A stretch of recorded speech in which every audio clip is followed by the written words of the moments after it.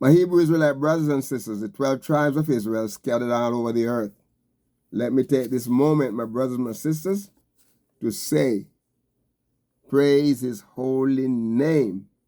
And we want to say, thank you again.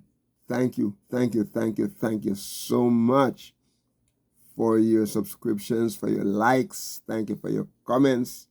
And thank you for your prayers. Thank you for your prayers. Praise his holy name. Yes, my brothers and my sisters. So, we're talking about the fact that he said in verse 14 where we left off the last session, the wicked have drawn out the sword and have bent their bow. And the purpose of that, my brothers and my sisters, was to cast down the poor and needy. And anyone among those poor and needy people that were walking uprightly, okay, have an upright conversation. And so the word sword here is the word kereb. Kereb is a sword. It's a sword. Kereb is a sword. It is an axe or a dagger or a knife or a mattocks, sword or any kind of tool with sharp edges that, something dealing with, if we want to say it's a cutting instrument, okay? A cutting instrument. Something that is very destructive destructive in effect, okay? Is a knife, sometimes you hear people talk about a switchblade knife. That is a knife where I've seen people demonstrating it. They have the knife, right? It's just like a regular it does look just a little object, right? And they just press a button, and then guess what? The blade fly out. Just push out, right? And then you have some where they hold it by the blade here, like they hold it like this, and just flip it, and then they have the top of the blade coming to the handle part of the thing. It just open up, okay? So before you know it, you're being cut all over your body. Because the person who has them kind of thing, they know to use them, okay? All right. So any sharp, a knife or any other sharp implement, like we said, it could be an axe, it could be a dagger, a mattocks, and so on. Okay. And so what they want to do now, they want to cast down, the poor and the needy.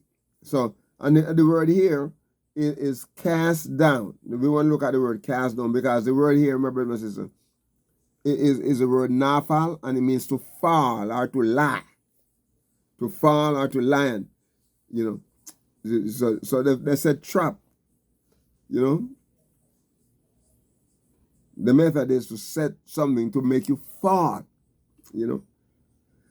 Make you fall, and you fall, you can't get up. And that's the idea, to make you fall. All right. Excuse me. And so, excuse.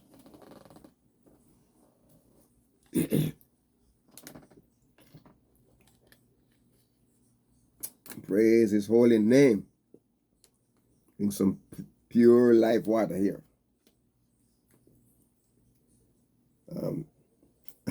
I like it just come to my mind when I listen to Murray sometimes, and he talk Murray Yoshi Yahoo. He said, "Let me drink some of this alkaline well water that he have at his house, coming out of the well." You know, I didn't get this out of a well. I got it out of the bottle, you know. Pure life. Oh, it matches, you know, pure life, my brother, my sisters. Pure water, what is talking about here. Anyway, but the idea of casting down here is like to seize, how to, you know, and you know what? Sometimes what they do, they divide themselves in lot, or divide in lot, you know. And the whole idea is to make, you know, in other words, in a great variety of application, this word is used. And literally or figuratively is you know, is like you cast down or cast yourself, you know, or set some kind of a methodological trap, you know. To the idea is to kill you, to make you cease to live. It sees you and it find way of killing you. Sometimes they may not do it, take your life, but the way when they finish with you is you almost just as you dead. You know, they they cause you. Excuse me. And then my brother and sister, sometimes is they don't take your life, but they take your inheritance. Okay, like the idea of us right now. Okay, here we are as Hebrew Israelite children. We are descendants of those who went on before us.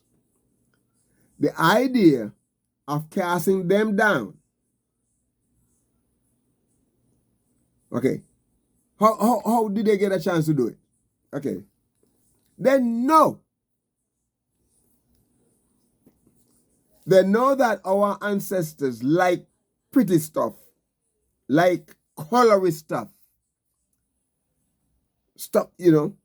Do you know what? A lot of the Hebrew Israelite soldiers of America that went overseas to fight wars. My understanding, I wasn't there, I'm just saying what I heard. Many of them lost limbs or lost their lives because they like stuff. And so the enemy set stuff down there that they know they're going to pick up because it's too pretty. Americans like pretty stuff, and they, you know, we can't resist it. We can't resist it, you know. Like I don't know if you ever travel in a plane. Okay, if you've been to Jamaica, I've been to the Bahamas and so on, and you know, I've never been to another country apart from a couple of the Caribbean islands, like Trinidad and, you know, Barbados and those places I've been. But and in the Bahamas, Nassau and Freeport and all that. But you know something? As I look at the crafts and different things that they made, my brothers and sisters, if you have some money in your pocket and you go into one of the shops, you cannot resist buying something because they are pretty stuff. So in the plane, you could see them coming back from Jamaica on vacation or on a trip that they went, and they're coming back with a lot of pretty stuff. The caps, the, you know, the outfit, everything is pretty. That's our culture, like pretty stuff. You know. Okay. Sometimes you look down, you know. Sometimes it's not. I said to myself, I said, man, I said no. I used to see no stuff. I'm not gonna buy it. But people who never used to see it, as soon as they see it, they want to grab it. And so that's it is. So they find ways, you know. And my brothers and sisters, we make the mistake are falling towards, are falling down and the trap, you know. So what happened? The idea here to cast down is a line. They want to overthrow you. They want to overwhelm you. And so you perish because of that. You presented and you have been presenting things that will cause you to rot. They want to slay you. They want to smite you out. Surely, my brother, my sister, they want to throw you down. And this is the reason why. And this is how our ancestors were caught. And guess what? We hardly differ muchly from what our ancestors' habits were. They carried some of the same traits over, my brothers and my sisters. Some of the same traits that they had. We're prone to follow it. We're prone to go astray because there's the same thing. We don't think, we just do it. Don't tell me how to run my life, they said. And they're going down the street and down the road of destruction because they do not follow truth. They're always turning aside the idols. Man, look at this little idol here. It's something look like something I would like to get it, you know. Oh man, I like this little idol. Look at it. Look at it. It's just like sometimes we see pens, right? And we used to be attracted to pens. And guess what? They put a little bit of ink in it. And you're not paying attention to the amount of ink in the pen. You buy the pen, it's beautiful. And you have the pen for a week or two and writing, every now and then, and all of a sudden, either the ink dry up in it or the ink completely run out. Not a whole lot in it. This is how the world is. Make things attractive to us. And if we don't follow the right, we're being cast down, we die, we divided up into sections and just suffer, just suffer, my brothers and my sisters. But here he said that the wicked, they draw on the sword and they bend their bow to cast down the poor and the needy. And then not only that they want to cast down the poor and the needy, but they want to slay such as of, upright conversation. All right. So what is saying here? The word to slay here is a word tabak. Okay? The Hebrew word tabak. Tabak. And in other words, they want to take you to the slaughter. They want to butcher you. Oh my goodness. They want to butcher you. They want to slay you. I don't know if you've been around places where they have slaughterhouses. Okay? And so when they take the cows out,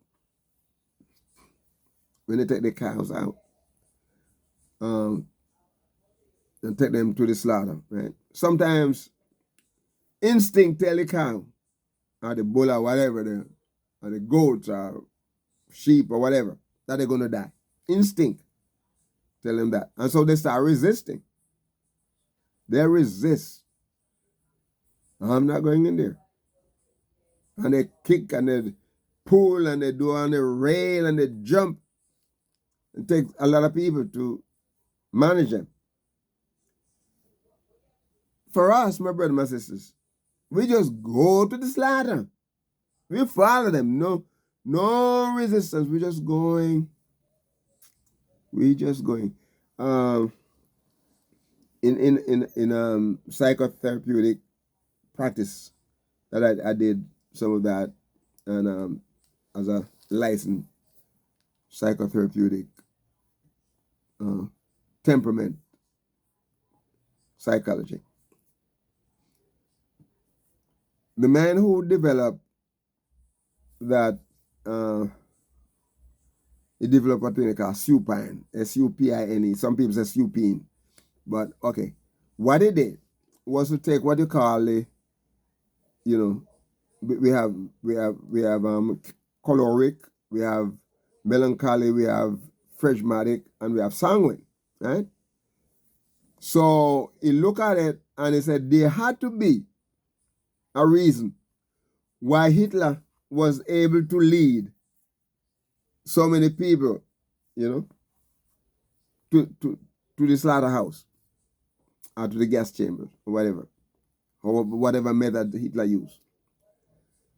And he said there's, based on the temperament, human, all of us, each of us were born with a temperamental trait, you know, what the trait is, you know. We're not talking about personality trait, we just temperament. Temperament is different from personality. The temperament that you have gonna come out in different personalities. So, you know, if you say personality, you have to be able to tell exactly why person act the way they do. They have to have a temperament, a certain trait inside that make it play out. Okay. And so he came up with what they call supine, because what he said there is the sanguine has a high and a low. And the sanguine trait now had a high and a low. So I can be the light of this room. I can be the amusement of this audience that I'm in. But at the same time, there is within me, my trait can also have, I can also display, as someone else with a sanguine trait can display a low. And the low part of that is where the person is looking for leadership. And they're going to offer themselves up to lead me, lead me, lead me, lead me. It's like a person is going wrong and you have millions of people following the wrong person. It is a low part. Is the low part of the sanguine. The low part of the sanguine trait. And so you have a whole lot of people following. But the person who is leading now is a person with a choleric trait. Some people in other form of psychology, they refer to it as a choleric personality. That choleric person, never wrong, always right,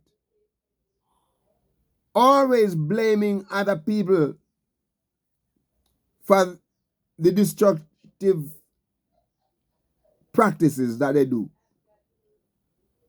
Always putting on over to other people. The choleric personality is saying, oh, you know, they're deadly. He's a deadly person, or she's a deadly person. Oh, over there, they are a liar. That choleric person is a liar. The same person who's saying them lying, he's the one who's a liar, or she's the one who's a liar. And so everything that the choleric person does that is negative, they try to move it over to someone else. Oh, you doing you? And you know what? They like to name people, and they like to label people. And like, oh, you crooked this and you crooked that. And guess what? The person who is saying that is a person who It's crooked. But they're passing it on. Okay, all right.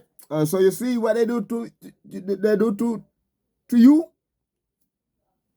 They're not just doing it to me, they're doing it to you. But they can't come to you, so they have to come to me.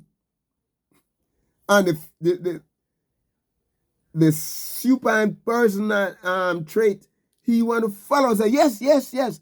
And he will say, okay, I want you to go over there, and I want you to do this, and I want you to do that. Because, you're the one they're attacking.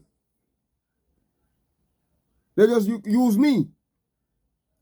And the foolish leaders will do that. And because it's sick, narcissistic personality, narcissistic attitude, and they will make you do the act for them. Like in politics, you see that going on right now. A lot of people in jail, in prison, for someone who they're following. So the person who's in prison, it could be an educated person, it could be uneducated, but they just have that supine trait, that low sanguine trait. Can't lead themselves. They have to find somebody to lead them. And who they find to lead them, they don't go looking for someone who has a good attitude, a good, they're looking for somebody who is derogatory. And a derogatory leader is fine for me because I'm looking for somebody who can lead me. I don't care who he is. And this is what happened here, my brothers and sisters. This is what happened to our ancestors. This is what happened to our ancestors. And this is what is happening to us. To slay the person, to butcher, to kill, to make them, to take them to the slaughter, my brothers and sisters, to kill them, to slay them. This is what this is doing here. Okay? This is what he is doing. Leading people to the slaughter. This is what the wicked is doing. And most time they are untouched. And the people who do the act are the people who suffer. We're going to stop here and we'll come back. We still didn't finish verse 14, but we're going to come back to it. At this time, my brothers and my sisters, I'm going to ask you to be a blessing to someone today and walk with the King. Shalom.